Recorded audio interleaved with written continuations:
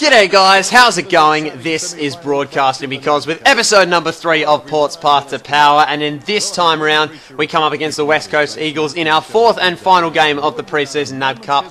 Unfortunately, because of our 2 pretty heavy losses in the last game, we were unable to qualify for the grand final. So this, although it's a bit of a dead rubber, it's a good barometer to see how we can go in a full-length match against a statistically better team than us. We saw how that turned out against Adelaide last time.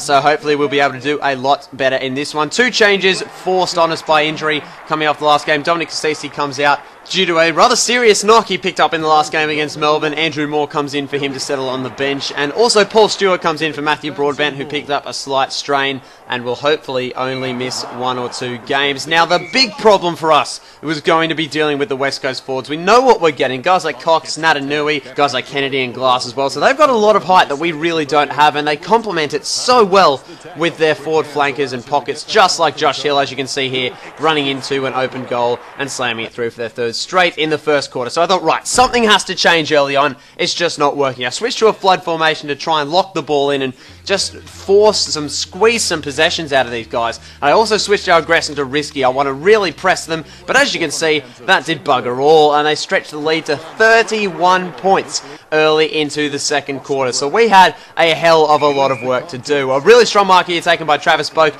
and we are away for our first real counter-attacking run coming off the half-back. The kick's a little bit of a shank. It's not the best kick you've ever seen, but nevertheless, we're able to get onto the end of it. Brett Ebert running on, gets the kick away and misses. So, definitely not the best of starts for Port Adelaide. So we're 30 points down? Oh, you're kidding, right?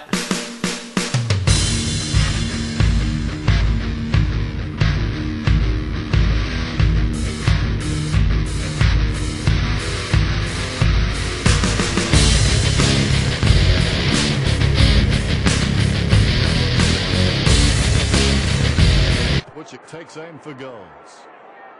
Kicks one for goal and misses. Damn it, Butcher! So we're down 17 points at the break, which is a lot better than the 31-0 that it was earlier on. And thankfully it only gets better from there, with Dylan Lewis's favourite player kicking the first goal of the second half to bring us within the 10 points. And all of a sudden, the power is back within Port Adelaide, and we are bringing it right to the West Coast Eagles. They get a kick out long, and it was only at this point when I started to realise that their tools were starting to run out of puff. Robbie Gray gets it around the back, sends it in long to Justin Westhoff, who takes the mark. In fact, I think it was Jasper Pittard who sent that ball in. My apologies. And he kicks the goal to bring it to within 3 points. Let's have a look at that one again on the replay. That is a fantastic one-on-one from Justin Westhoff. Darren Glass decides to bugger off, and he wanders into an open goal. One thing that I really admire about West Coast is that not one single player in their team is incapable of kicking goals. They always have a good spread of goal kickers, and they show exactly why here. Luke Shuey takes a good 2-on-1 mark against the odds,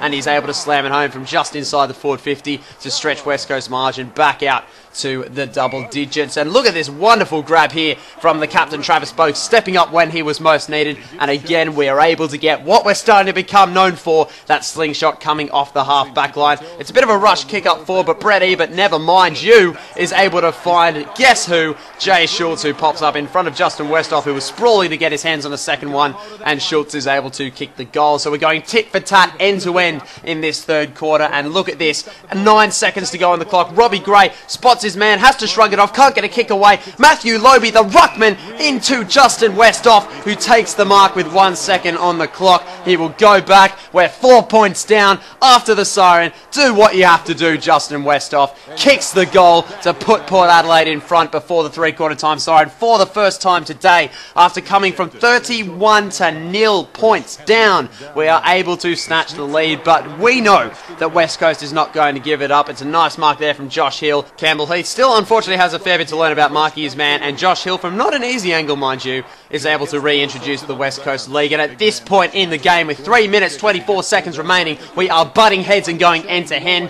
Chad Wingard gets on the end of a foot race he was never going to lose and slams through the goal to put Port up. And with 1 point in the margin and 2:37 on the clock, we get a ball up in our forward 50. Hamish Harlett from out of nowhere crashes the pack, wheels around and kicks a goal to stretch the lead to 7 points late in the fourth quarter. Let's have a look at that one on the replay. That is a moment that we can write down. We are up by 7 points over the highly favoured West Coast Eagles, who are technically at home in this game, even though it's being played at a neutral ground. That's a lovely wheel around from Hamish Hartlett to slam it home on the right boot. And believe you me, this is set for a cracking finish. But West Coast are not going to go away. That's one thing we've accepted from the get-go. And Mark Lacroix, as if he's done it all his life. You know what? He has done it all his life, and he kicks the goal from 35 out on a slight angle. And with less than a minute to go, there is just 1 point the difference. The kick goes long from Jay Schultz, but it's wide, and West off. Same thing, can't get his hands on the ball. Just 45 seconds on the clock, and Ollie Wines from out of nowhere marks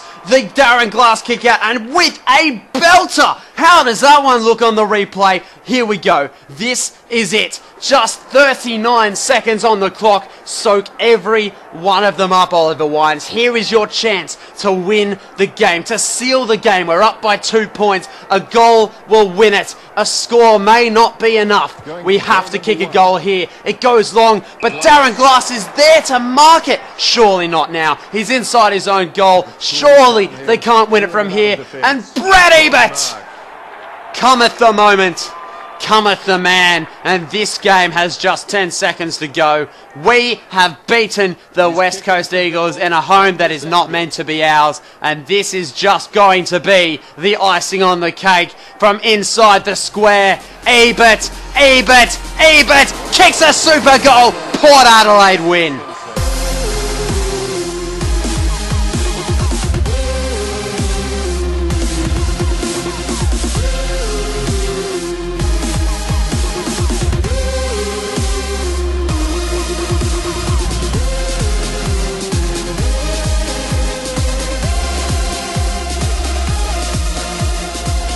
So guys, there we have it, the final score on your screen in front of you now. Final score, West Coast Eagles 8-4-52 to Port Adelaide. 1 super goal, 8 goals, 6 behinds, 63 points. We take a look at some of the stats now. Hamish Hartlett was our top ball getter with 8, 4 kicks, 4 handballs. Ebert and Corns closely behind him.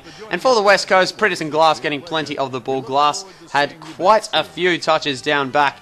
Particularly later on in the game when we really started to apply the vice. 7 tackles as well to Brad Ebert and to Hamish Hartlett. I tell you what, Hartlett is starting to get a bit of a reputation for being an absolute vice. He was able to kick 2 goals as well, and we will come back to adjudicating the player of the game in just a moment. We see there our final, I guess the confirmation that we didn't make it through to the NAB Cup Grand Final. And for those who are interested, it was North Melbourne who were able to finally come out on top against the Hawthorn Footy Club. Well guys, we come back to our inbox to some even better news to top off our win against West Coast, and that is that Matthew Broadbent will be back in action for round 1 of the home and away season, which will be in the next episode. And guys, it is that time of the episode where we adjudicate who the best player was. Just the one match to choose from this time around. We will be going to an episode from the start of the home and away season, but for this time I've gone with Hamish Hartlett. He was the top possession getter, 2 goals kicked and 7 tackles as well. He's really putting on a show in the midfield, and when I put him up forward as well,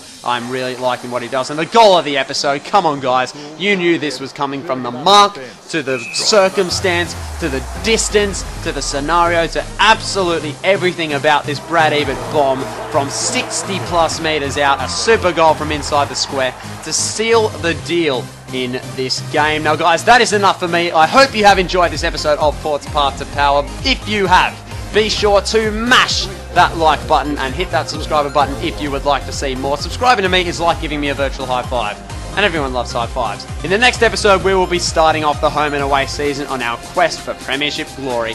Cheers guys, and stay tuned.